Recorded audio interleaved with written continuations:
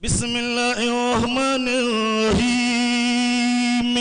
Olórí 2,000 naira. Wabi ballo sambo akata hunsuri ismati lillahi kaythun wajida wabi shaykil abqari lijibizi adamu limulaki aw kutubi wa mawridu zamani babu liarifi. a fi bàbá olóríire náà kí bàbá àgbà. fakọ̀gùnà filẹ̀ ilimi zulibari tọmọ. bàbá wa sheikh madibu a fi bàbá wa gbà Mawlana Sheyina Adama kí wọn. kúnbi mẹ́yìkúdi. bàbá gbà mẹ́yìkúdi oníwàásí àgbà káàkiri ayé. kúnbi mẹ́yìkúdi. olúwa mi ti gbẹ̀yìn sókè báyẹn ní jábọ́ láyéláyé. kúnbi mẹ́yìkúdi. àwọn àgbàlagbà òkè lókè. wàlá tún sì fi bìí sábàtúlẹ̀ àṣìkáàsì. يا رب سماء وريم شيخي شعيب الموسمي نجل عبد القادري تيب الملا بابا أولو ọlọ́mọba wa kẹ́ wọn. رب العالمين kò kẹ́ fún bàbá olóríire ni. بابا أولو رب العالمين àmín. سيدي غفرانا بجايل منتقى وصلاة الله للياد البشير من جوات فيه فلاكي شمس الدعاء الله سمعكودي الله سمعكودي. الله سمعكودي الله سمعكودي. babalakata mọdàsí ọlọ́run sọ mí èkó. babalakata mọdàsí ọlọ́run sọ mí èkó. ọlọ́run sọ mí èkú ọlọ́run sọ mí èkó. ọlọ́run sọ mí èkú ọlọ́run sọ mí èkó. babalakata mọdàsí ọlọ́run sọ mí èkó. babalakata mọdàsí ọlọ́run sọ mí èkó. ọlọ́run kú mí èkú ọlọ́run sọ mí èkó. ọlọ́run kú mí èkú. bisimilayi ilafi. إلاف قريش إلاف رحلة الشتاء والصيف فليعبد رب هذا البيت الذي أطعمه من جوع وآمنه من خوف. ولقد كرمنا بني آدم ولقد كرمنا بني آدم وحملناهم في البر والبحر وعملناهم في البر والبحر ورزقناهم من الطيبات ورزقناهم من الطيبات وفضلناهم على كثير ممن خلقنا تفضيلا وفضلناهم على كثير ممن خلقنا تفضيلا. موكي الله الله أكبر. مويا النبي تاني ريما صلى الله عليه وسلم. مداري kíkí àti kíkì sọ́dọ̀ ẹni tí Ọlọ́run kí tó kì. hafizakumullah.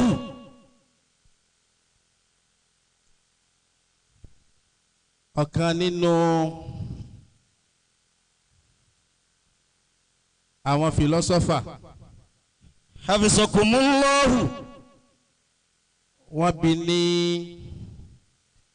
1816. Allah. òun ló wá júwe ọkùnrin kan bí àfàwà Masihudi ṣe ju Emmanuel kan. Hafizakumullahu. ọ̀rọ̀ náà bá mi àgbà sẹ́ríkì mùsùlùmí Shehu Madibo. Sheikhu. àwọn ni mo fẹ́ fi ọ̀rọ̀ náà kí. ó ní manimanna.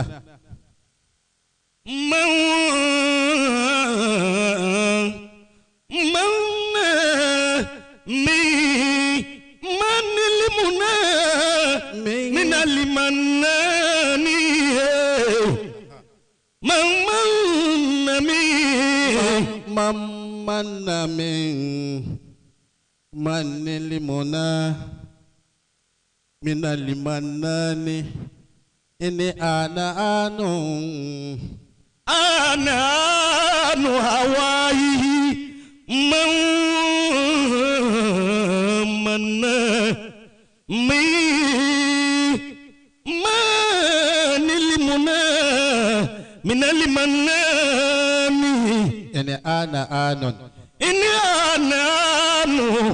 anu Hawaii ini anu Hawaii. ó lẹ́ni náà tí mo júwe odò ní. manami manilimuna minalimanani ini anu Hawaii. Bàbá Madibo kálukú sàǹbù yín ẹ̀ sì dínkù. Manna àṣẹ ẹni tọ́pọ̀ ni.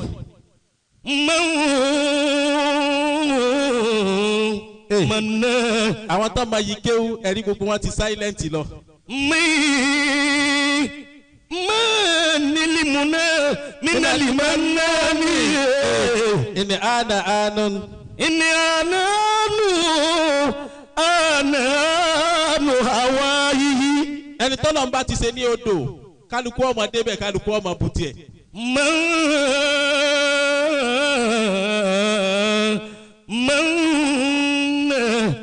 Mọ́làmí kàmá mínísítà. Padà síbi tí mo fi kí bàbá Madibo. Bíkún. Bàbá Madibo là ń kí lọ́wọ́. Bíkún. Túláàsì ní ká kí wọn Ọlọ́run ló sọ bẹ́ẹ̀. Kọ́dí wàjà dínẹ́lì khirayi. Àwọn ànábì Ọlọ́run pọ̀ àmọ́ Ọlọ́run kí àwọn kan kò kí àwọn kan. Bíkún. Ó dákọ̀ àwọn tó dákọ̀ ó sì fà àwọn kan lẹ́kọ̀ọ́ dákọ̀ wọn. Kọ́dí wàjà dínẹ́lì khirayi. Ṣé kàmíyà? Wà fọ́kàrà wà ìsàn wà tìwọ́mà. Sẹ̀rífù Kádìrí àti dé nígbà tá à ń kí bàbá Madibo lọ́wọ́. Bimadibo. Sẹ̀rífù Kádìrí Sheikh Abdul Latif bàbá Yakuba bàbá Lárẹ́kọ. Bimadibo. Bàbá Madibo là ń kí lọ́wọ́ o. Bimadibo. Bàbá Madibo lóore tá a ṣe pamọ́ sí yín lọ́dọ̀. Nẹ́ẹ̀lá likú lùfọ́dílà. Ẹ dákun ẹja ẹ̀yàn ọmọ kéwù mi ẹ kúnlẹ̀.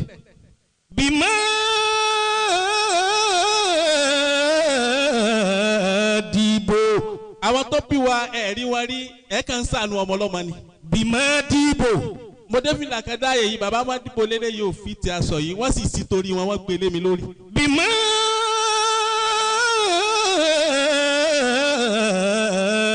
Dìbò.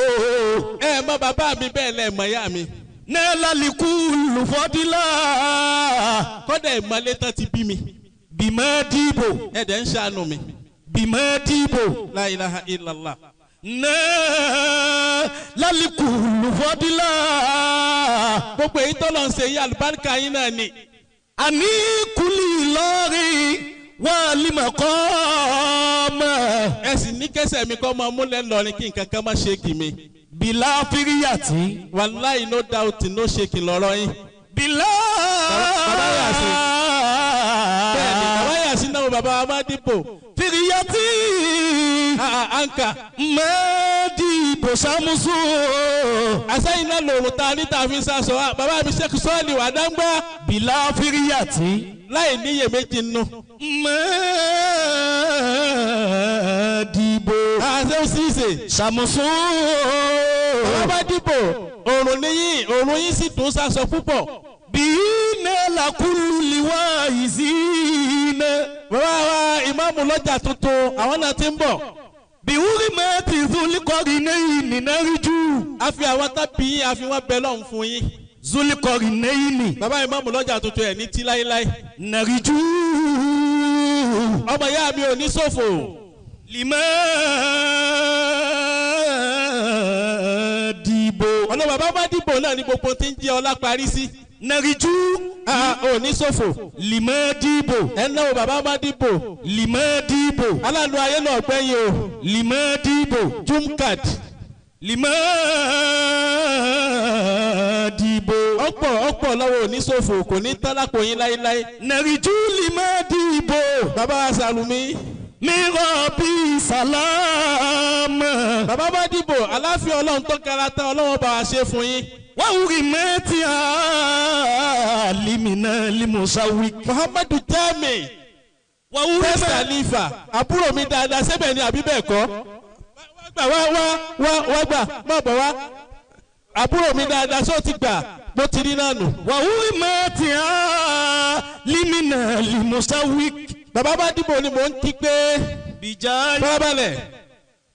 Bàbá wa máa dìbò ẹ ṣé àdúpẹ́. ẹsẹ̀ àdúpẹ́. Bàbá wa máa dìbò àwa ń kí yín. Àwa kì í. Má bọ̀. Àwa lọ́mọ kéwù bàbá mẹ́kúdì làwa kì í. Wípé kẹ̀mọ́mọ́ ni. Ó ní ìtì lọlé ni. Bàbá wa máa dìbò ẹsẹ̀ àdúpẹ́. Bàbá wa máa dìbò àwa kì í. Àwa lọ́mọ kéwù bàbá mẹ́kúdì àwa kì í. Wípé kẹ̀mọ́mọ́ nira. Bàbá wa máa Sọ́wọ́n mi yàwọ̀ bá mi lórí yìí. bàbá wa máa dìbò ẹsẹ̀ àdúpẹ́. Bàbá wa máa dìbò àwa kì í. Àwa lọ́mọ kéwù bàbá mẹ́kúdì àwa kì í. Wípé kẹ̀mọ́mọ́ nira. Bàbá wa máa dìbò ẹsẹ̀ àdúpẹ́. Bàbá wa máa dìbò àwa kì í. Àwa lọ́mọ kéwù mọ̀díhù mẹ́ríkàs àwa kì í.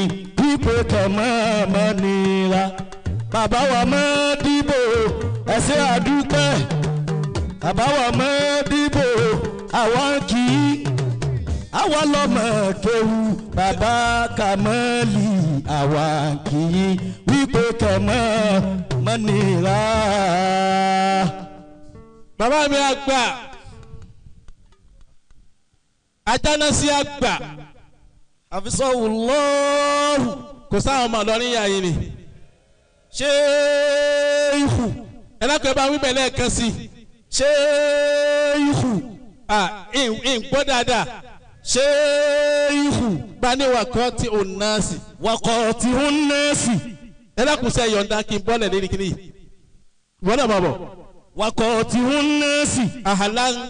Àlàhùn Maria Bambukumu. Bẹ́ẹ̀ni. Nu ibùkún wà wà mẹ́ gẹ̀yìrùmú kátìmí. Bẹ́ẹ̀ni. Nu ibùkún wà wà mẹ́ gẹ̀yìrùmú kátìmí. Ọba ìlú kan. Wakọ̀ tí ó ń nẹ́ẹ̀sì. Òun lọ lọ sí Mẹ́kà ó wá fẹ́ tà wá fún bẹ́ẹ̀. Wakọ̀ tí ó ń nẹ́ẹ̀sì. Ó ti wá rò pé tóun bá débẹ̀ kò sẹ́ni tí ò ní mọ̀ ọ́n. Ẹnìkan kan wá kí gẹ́gẹ́ bí kálukú náà ti mọ̀ bí Mẹ́kà ti rí bẹ́ẹ̀ ni ó bàbá Jánásì bẹ́ẹ̀ ni. Wakọ̀ tí ó ń nẹ́ẹ̀sì. Ó wá rí ọmọ kékeré kan tí ń bọ̀. Maria Ó ní pé gbogbo èèyàn ní kíra fún pé ta lọmọ tí ń bọ̀ yìí. Lẹ́nu rẹ̀ ó wá ní manhaza. من هذا Ó ní ta lélẹ́yìí. هذا الذي تعرف لي بتياه وتيته Al-Qasimi ń bọ̀ wá. هذا الذي تعرف البتياه وتيته والبيت يعرفه والهيل واليوم. Ó ní من هذا tálẹ́ nìyí. في فمه Mo bì ọ́ lélẹ́yìn òní. من هذا Ó wá béèrè. Ó ní tálẹ́ ni tí gbogbo ayé ń kì í. هذا الذي تعرف لي بتياه وتيته. Lẹ́ẹ̀kan náà ni Farasdaq jáde. Ó ní ọ̀mẹ́ni tá à ń wí yìí ni. Haza lẹ́sìn ta'arifu libatahahu wa ta'atahu. والبيت يعرفه والهيل واليوم. Ó ní má dààmú ara rẹ̀ sórí ilé tí gbogbo wa sanwó láti lu wa tá a wá kì í. يعرفه Ọ̀mẹ́ni tí ń bọ̀ yìí. والهيل Kódà àwọn tí wọ́n jẹ́ ọmọlúwàbí nínú ìlú tá a wà yìí wọ́n mẹ́ni tí ń bọ̀ yìí. واليوم. Baitullahil Haram ọ̀mẹ́ni tí ń bọ̀ yìí. هذا ابن خير عباد الله كلهم. Téèyàn bá ní 1 trillion lọ́wọ́ kò lè dájá náà sí lọ ni. هذا تكي نكي طاهر Ó العلم. ti láwọn tí wọ́n máa ń jẹ́ àwọn tí wọ́n máa ń jẹ́ ó ti láwọn tí wọ́n máa ń jẹ́. هذا ابن فاطمة. Bàbá Yakuba ẹ bó odidi ẹ tó bómi. هذا ابن فاطمة. Ó lẹ́ni tí ń bọ̀ yìí ó ní ọmọ Fatima ni. هذا ابن فاطمة. Èyí tí bàbá mi ajá sí bàbá Yakuba wá dìde tán yẹnyẹn. إن كنت جاهله. Haza bunu Fatima ti. هذا ابن فاطمة. Ó lẹ́ni tí ń bọ̀ yìí Fatima ọmọ Ànábì ló bì. إن كنت جاهله. Ìwọ ni wo mọ́ gbogbo ayé mà ó ní pálá tí wọ́n kó odidi Al-Qur'ani tán báyìí. Àkọ́kọ́ tíra tí wọ́n tún kọ́kọ́ láyé Fatima ọmọ Ànábì lọ́kọ́. بجاد أنبياء الله قد ختموا. Àwọn tí wọ́n sẹ̀yìn lẹ̀ ẹ̀ mọ̀ nǹkan tí wọ́n ń wí ní nílọrin yìí ni. بجاد أنبياء الله قد ختموا. Lord وليس قولك. à ń kí bàbá ajánásì lọ́wọ́ ajísafẹ́sì jáde tán yányá. وليس قولك. Báwọn ti máa ń nánu. من هذا بضائره. Bàbá ajánásì nú àwọn tádùn ayé gbà lórí wọn lẹ̀ yìí àwọn ni wọ́n dúró yìí ajísafẹ́. وليس قولك. La ilaha illallah. من هذا بضائره. La ilaha illallah. الورب تعرف من أنكر والعجم. Bẹ́ẹ̀ni سيفي الورب تعرف من أنكر والعجم. ajísafẹ́ ẹ máa nà nsọ́kò ní tálákò yín láéláé. وليس قولك. Bẹ́ẹ̀ni من هذا بضائره. eléyìí náà ni mo fi kí bámi àgbà ajánásì fún gbogbo ìlú Ìlọrin lápapọ̀ ọlọ́mọdé ẹ̀ máa padà sí ìlú láéláé. Mo kí bàbá wa gbọ́n lárúgbó حفظه الله. ẹ jòkó sí Yaminul Mudir Yaminu Sheikh حفظه الله. ọlọ́run jẹ́ ẹ máa wà dáadáa. آمين. Mo kí Alibagawi حفظه الله. láti ìlú Èkó mo wá kí Alimiskinu Billah. حفظه الله. Mo kí Sheikh Abdulrasheed حفظه الله. mo kí bàbá ọmọ lẹ́yìn àbí. حفظه الله. Mo kí afáàgbà láti Ìjẹ̀bú Òde حفظه الله. náà Ajá Abdulwasi owó yẹn pọ̀ o wọ́n kàn jòkó báyẹn ni. حفظه الله. Mo kí Sehu Sọ حفظه الله. mo kí àfáà tí wọ́n jòkó sí ẹgbẹ́ bàbá Yakuba yìí ń padà bọ̀ wá kí bàbá Yakuba. حفظه الله. Honorable nu ẹ̀yin ti di president ẹ̀mẹ̀gbẹ́ ní tẹ́ jòkó sí ni bàbá Lárépo. Mo kí àfáà wa àgbà olórí. حفظه الله. Mo kí bàbá wa àgbà Sheikh Masoud. حفظه الله. Mo wá kí Asadul Usudi mo kí Sheikh Abdulwasi. حفظه الله. Mo kí bàbá Alifa Lokolowo. حفظه Mo الله. kí Al-Mahami lọ́ọ̀yà Ọláwúwo Ọláwúwo jẹ́ ẹ máa wà dáadáa. Mo kí Sheikh Muhammadu Jami. Mo kí bàbá wa ọ̀tán. Mo kí àwọn táyìká yìí méjèèjì. Mo kí àfa àwọn ọlábí kan. حفظكم الله. Mo kí Balógun àgbà Ọláwúwo jẹ́ ẹ máa wà dáadáa. Ẹ̀yin lẹ́lẹ́tò lónìí. Mo kí àfa wa àgbà Sheikh Muhammadu Armiya حفظه الله. Ọláyímíká Àjàdí látàbújá ẹ kú àfọmọnìyàn ṣe Ọlọ́run níjó burú fún yín láéláé. Àmín. Mo kí bàbá Ọláùtí.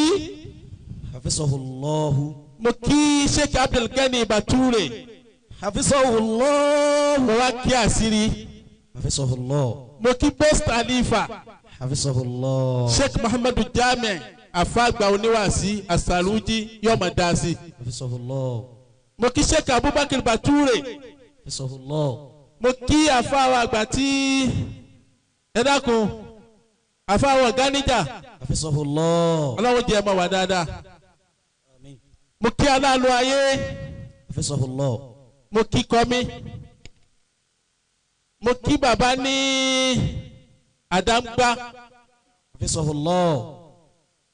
Ẹ ṣeun ẹ ṣeun ẹ tún ṣeun ẹ ṣeun ẹ kú àdásí.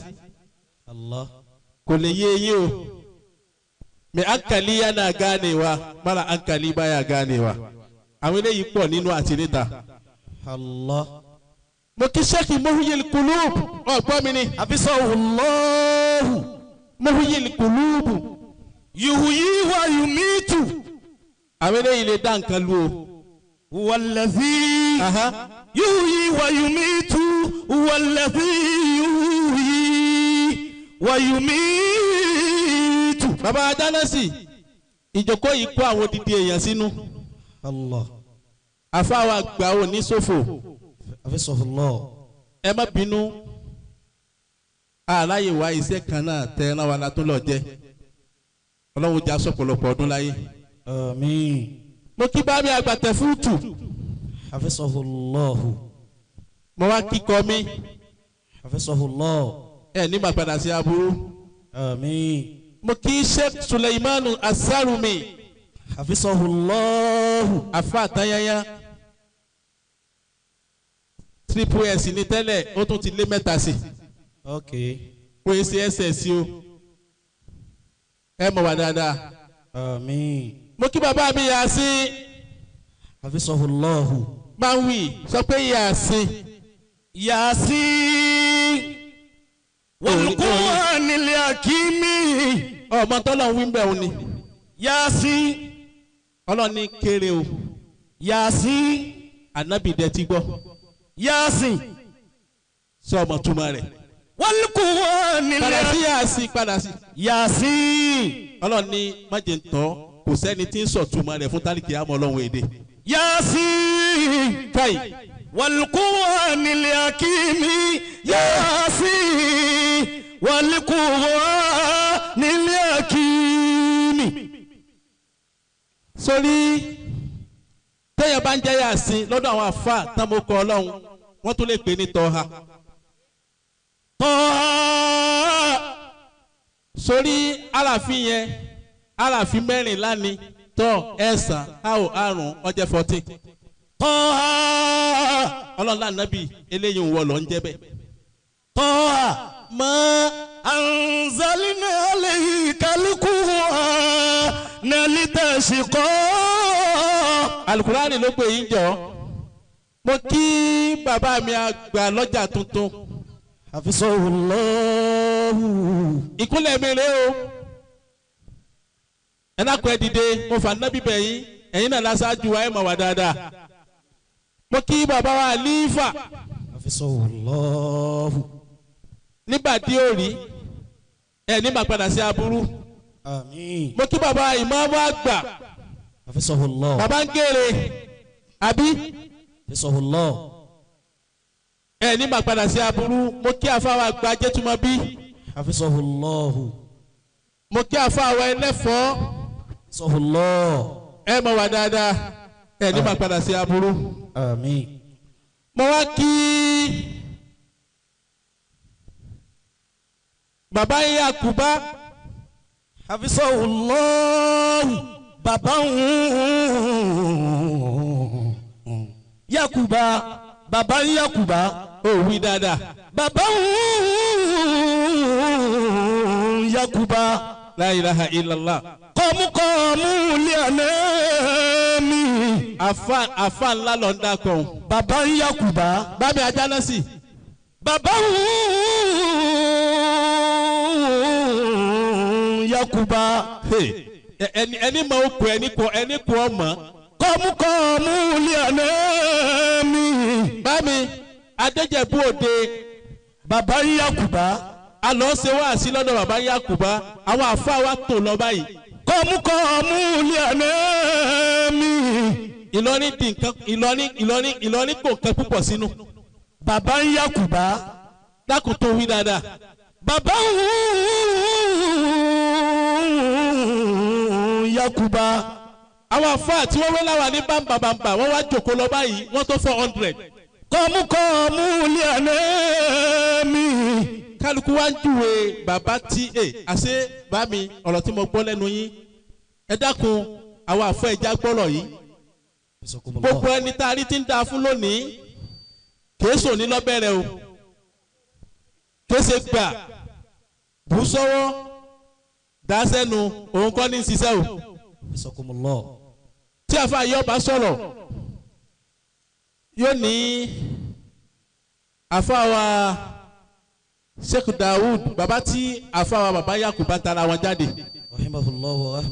eléyìí ròyìn wọn yóò gbé kalẹ̀ eléyìí ròyìn wọn yóò gbé kalẹ̀ eléyìí tún ròyìn wọn yóò gbé kalẹ̀ eléyìí tún ròyìn wọn yóò gbé kalẹ̀ ìròyìn tó wá ròyìn yẹn kì í ṣe ìròyìn 50 years sẹ́yìn o. téèyàn bá rí Sheikh Abdul Latif bàbá Yakuba lónìí yóò rò pé eré lọ́ba dé Al-Bagawi wàláì kọ̀bẹ́lẹ́dẹ́ iṣẹ́ àwọn àgbàlagbà ni bàbá Yakuba. Bàbá Yakuba. Sheikh Abdul Latif ẹ tún dìde lẹ́ẹ̀kan sí. Kọ́múkọ́mú lé àná mi. bẹ́ẹ̀ni Bàbá Yakuba. wàlí yí Ọlọ́run. Bàbá Yakuba. pásò òdìdí kan ni. Bàbá Yakuba. pásò òdìdí kan. Bàbá Yakuba. Olúwa lọ́gbọ́n pásò òdìdí kan ni ẹ mọ̀ náà sẹ́ẹ̀ ti já ẹ bá ń kó. Bàbá Yakuba. tó o bá ní jíìnì rárá o lè gbá lórí ẹ o. Kọ́múkọ́mú lé àná mi. Bàbá Yakuba ni àwọn èèyàn tí ń gbàlú rẹ̀ bẹ́ẹ̀ lọ́wọ́ rẹ̀ níjòkó yìí èèyàn 4 ni. Bàbá Yakuba. tí bá mi àgbàjá sí mẹ́ka rẹ̀ sọ́yẹ́ lẹ́yìn mi ní kó sápò mi. Bàbá Yakuba. ọlọ́ba mi àgbàjá sí ni ọmọ lọ. Kọ́múkọ́mú lé àná mi. Wàdírígá múná wá ìlànà àmọ́. Wàdírígá múná wá ìlàlẹ́ àmọ́ mi. àṣẹ kan ní níbẹ̀ lọ́wọ́ bàbá Yakuba ẹ̀rí pé tẹ bá rí lọ́sù yìí yóò yàtọ̀ tẹ bá tún rí lóṣù tí ń bọ̀ dáadáa kó tó ti lékún fàáfà ẹ̀ ní mà padà sí aburú. Àmín. àṣẹ tí gbogbo ayé ń wá sọ́dọ̀ yín ni tẹ bá ti sọ fún wọn pé báyìí ni ó ti rí á dẹ̀ rí bẹ́ẹ̀. Àmín. Ọlọ́run dákun má jẹ́ mà padà sí ibú láéláé o àṣẹ náà kò ní tán lọ́dọ̀ yín láéláé. Àmín. mo wá kí alikọ́sì mi ọ̀sọ́. Hafizahullahu Ra'aytul Qasimi. òun náà ni. Ra'aytul Qasimi wa ra'aytu fi. èèyàn tajẹ́ tó máa bínú. Khisalali atikiyayi mina rijali. torí alikọ́sì mi ti ń kí yìí inú ajé tó máa bí ó máa dùn á gba odidi owó lọ́wọ́ mọ́mọ́ ajé tó máa bí àwọn dà. Ra'aytul Qasimi. èèyàn rẹ̀ là ń kí yìí o. Ra'aytul Qasimi. bẹ́ẹ̀ ni. wa ra'aytu fi. Khisalali atikiyayi mina rijali.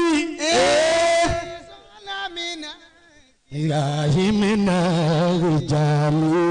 alikọ́sì mi ẹ̀ ní máa padà sí aburú. Ra'aytul Qasimi. wa ra'aytu fihi. mo wá darí kíkí Ra'aytul Qasimi. àti kíkí. Ra'aytul Qasimi wa ra'aytu fihi. sọ́dọ̀ Sheikh Abdulkabir Afuku bàbá wa Asimu Nawal ọlọ́wọ́ jẹ́ ọmọ wa dáadáa. Àmín. àfáà wa gba Afuku Sheikh Abdulkabir ọ̀rọ̀ yín náà ni ọmọ jẹ́ wáàsí. Allah. Al-Asani Sheikh Solahi ẹ bá ń kí bá hàmí. Sheikh Abdulkabir Afuku Hafizahullahu. ọ̀kan nínú àwọn ọ̀jọ̀gbọ́n náà bi léèrè ọ̀rọ̀ kan. Suila Hakimu. mo ti wí. qala. ọ̀rọ̀ yín ni mo fẹ́ fi ṣe wáàsí. ó wá dá wọn lóhùn wípé mani akalaku karimatun mani akalaku wọ́n tó fò níbi ọ̀rọ̀ karima tó bẹ̀rẹ̀. suhila hakimu má bọ̀. faqala mani akalaku karima man a'assu minan nas. man tuisu minan nasi man tuisu minan nasi. ìwọ ni wọ́n ń ṣe ni má jẹ́ síwí sí ọ lára o torí tí mo bá wí kò sí ní tí ó yẹ. man tuisu minan nasi. ọ̀dẹ̀ fẹ́ dọ̀rọ̀ ló má mi lọ́wọ́ wọ́n lọ kọ́ fún mi àbí ìmọ̀ kọ́ fẹ́ ó dẹ́ fò kúrò níbi tọ́rọ̀ ti bẹ̀rẹ̀. man tuisu minan nasi man tuisu àwọn tí wọ́n ní máa lọ ṣe minan nasi wọ́n sọ fún mi ni pé kò ní gbóná mẹ́ lọ́wọ́ o. man tuisu minan nasi. wọ́n wá sọ̀rọ̀ kan fún mi ẹ lọ́ọ́ mà lónìí. wọ́n ní sori wọ̀ wọ́n máa ní tábà akamina ni mùmíní. Hasibukallahu wa man taba'aka minal mu'minina. wọ́n ní ọmọ tí bá ń tẹ̀lé ọ tí bá ń fẹsẹ̀ ẹni tẹ́lẹ̀ yọ ọmọ gbọmọ́tò. Hasibukallahu. wọ́n lọ́mọ tó bá fi ọ tásọ̀rọ̀ ọba pé méjì yóò pé gbà. Hasibukallahu. ọmọ tí bá ń tẹ̀lé ọ tinútinú gbogbo ayé rẹ̀ ó sì mọ̀ tú. wọ́n sọ bẹ́ẹ̀ fún mi ni wọ́n gbélé mi lọ́wọ́ nínú.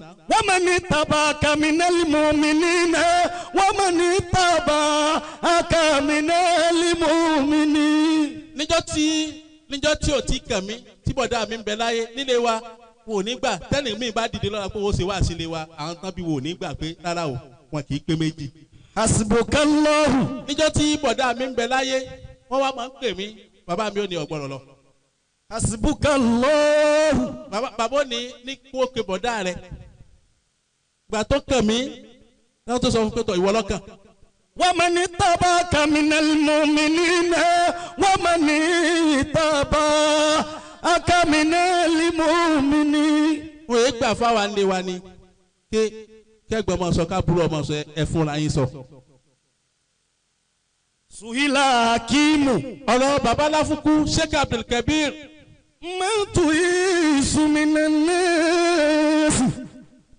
wọ́n ní ta ló fi níyì jù nínú ọmọ èèyàn láyé. faqala. bí Sheikh Abdulkabir àfukú ti rí àfáàná wa dá wọn lóhùn wípé. mani akalaku karimatu mani akalaku karima. Sheikh Abdulkabir sẹ́rí bẹ́ẹ̀ ti rí lónìí o wàláì kì í sowó. mani àkàlákùhù karima. ìwà alákànlẹ̀ tọ́lọ̀ ń fún yín òun ni. wa mujalasatu kanima. ẹ rí i pé gbogbo ẹni tí bá ti ń bá yín ṣe ìmọ̀ ní promotion nu ayé ni. wa niyatu salimatu wa niyatu salima.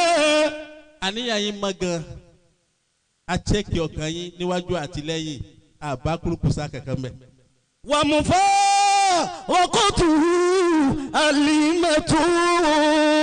Sheikh Abdulkabir afukulọlá. mufaraqatu alima. téèyàn bá fi yín lẹ̀ láàrin wákàtí kan ó tọ̀wọ́ sì máa ní feelings inú ara rẹ̀ pé nǹkan kan ti dínkù lára mi. fahuwa kalimisiki. ẹ wá dà gẹ́gẹ́ bíi tùràrí àlìmísìkì. kulama magoli samanu isidada kimata.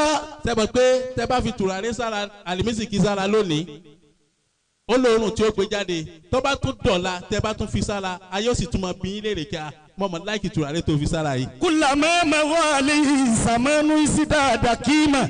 ẹni pé jojúmọ́ lẹ́ ń promote sí. la yadumul mawadatu. nǹkan mẹ́ta kan wá bẹ bí Sheikh Abdulkabir ṣe rí nìyẹn. nǹkan mẹ́ta kan bẹ kò sí lára yín ló jẹ́ pèsè ayé yín máa ga sókè. la yadumul mawadatu bayna shakhsayni illa lisalafi. ẹrẹ lomi òun ló kéèyàn jọ bẹtiléèyàn yìí ẹni àwọn àti báwò gbàtí ọba yìí tójọ́ méje ló kan ẹ̀rí pé wọ́n ti yà lọ́nà fún kí ló fà nǹkan mẹ́ta kan ní bẹ́ẹ̀ ló ń tàn.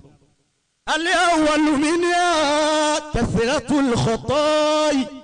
táburú ẹ̀dá bá pọ̀ ayé ọmọ sá fún ni. wa kathratul kadhibi.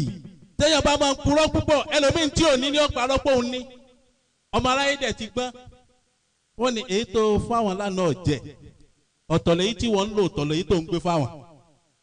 wa qillatul ihtimami wa qillatul ihtimami. ẹ dákun jama wa Al-Mahami Waladu Sharaf ẹni tí kò lè dáná sí 3 million wọ́n náà dẹ̀ fẹ́ kó yàn jọ. qillatul ihtimami. o lè dáná sí 3 million naira kó dáná sun.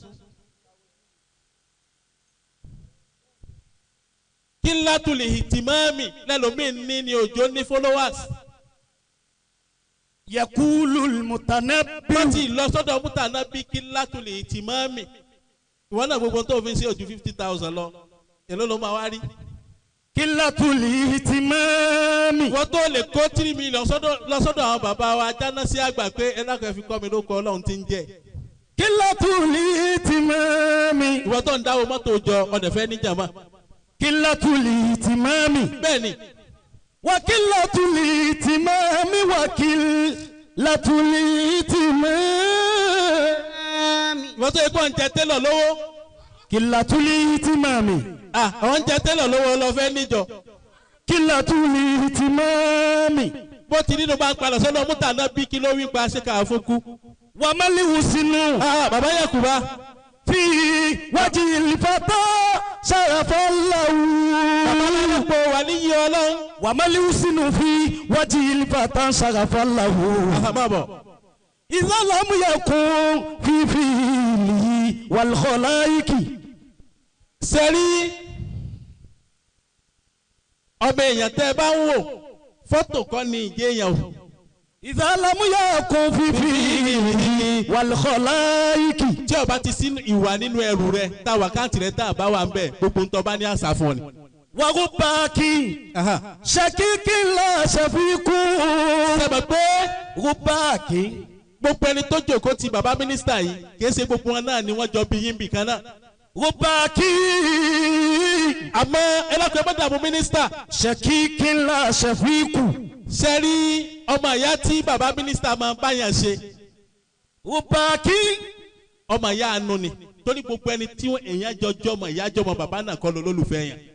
wa rubbaki shafiqin la shakiqun. àfàwa ní Mutanabbi lórí ọ̀rọ̀ yìí ó ní mélòó mélòó ọmọ ìyá tọ́já sí wípé. shakikin la shafiqun. ọmọ ìyá kan náà ọmọ bàbá kan náà lè yàn àmọ́ láṣẹ fi kùn kò ní lànà èèyàn lójú. wa rubbaki shafikin la shakiqun. àyè sọmọ ìyá kan náà kí ló dé tẹ láàánú wa lójú ní tìtorí pé yìí náà fẹ́ máa ga lọ ẹ ní máa padà sí ibú Ọlọ́run ò ní ṣèyí lọ́dún kan tó kù tẹ́lò tẹ́ fi dágbére fáyé. àmín. Ọlọ́run bàbá wa jáná sí iwájú Ọlọ́run. àmín. ìbá ní ju máikrófóònù ńlẹ̀ báyìí àmọ́ wá sí mọ́lúdì la wá ṣe máa rárá gé ṣé kàlùmíyà Ọlọ́run jẹ́ mọ́ wà dáadáa.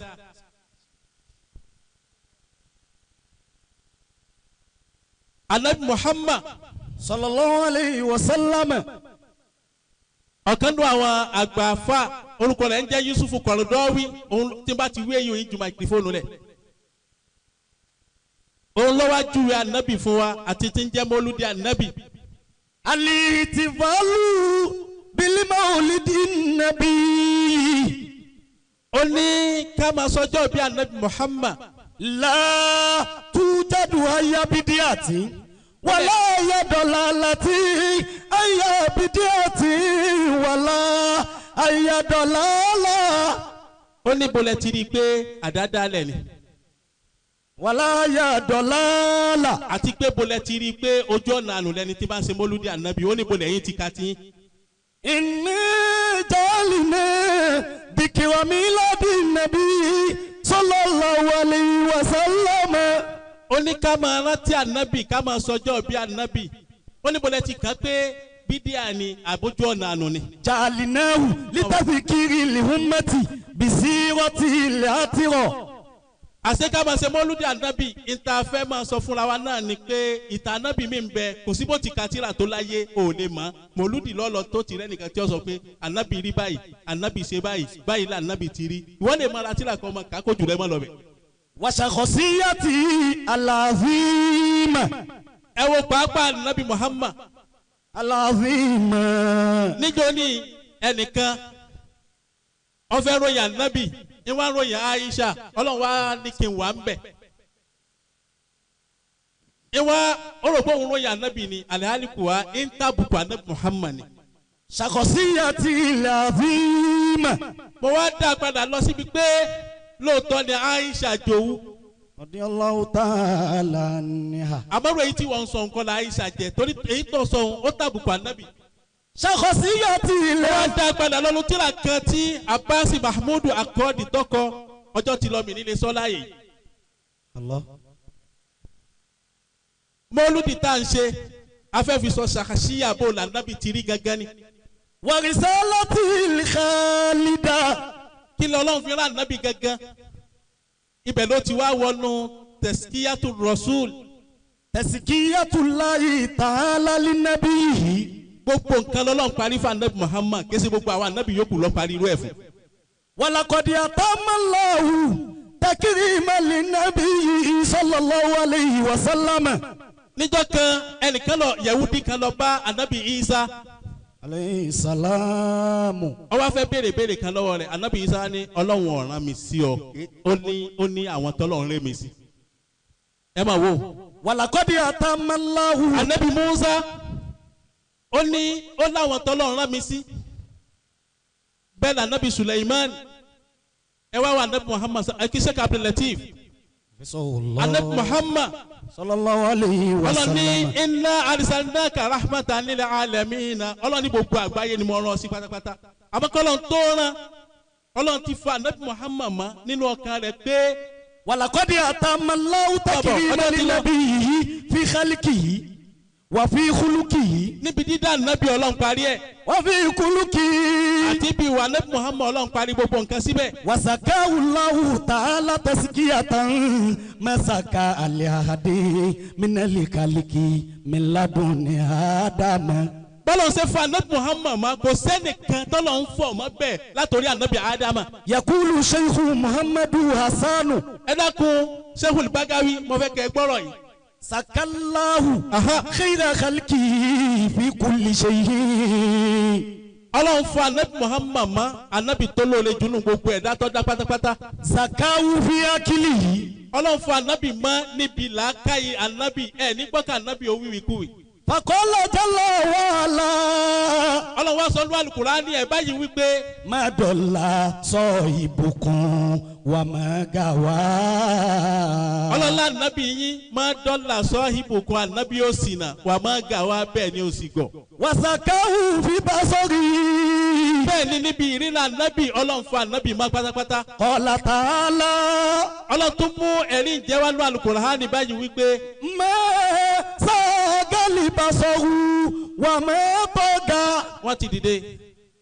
sasalatu rẹ̀ fa nàbì. gẹ́gẹ́ bó ti tọ́ sasalatu rẹ̀ fa nàbì. ọlọ́mọṣẹ́lẹ̀ ilẹ̀ ẹ̀ka tó kù fẹ́ sọ. Gẹ́gẹ́ bó ti tọ́ ọlọ́mọṣẹ́lẹ̀ ilẹ̀ ẹ̀ka tó kù fẹ́ sọ. sasalatu rẹ̀ fa nàbì.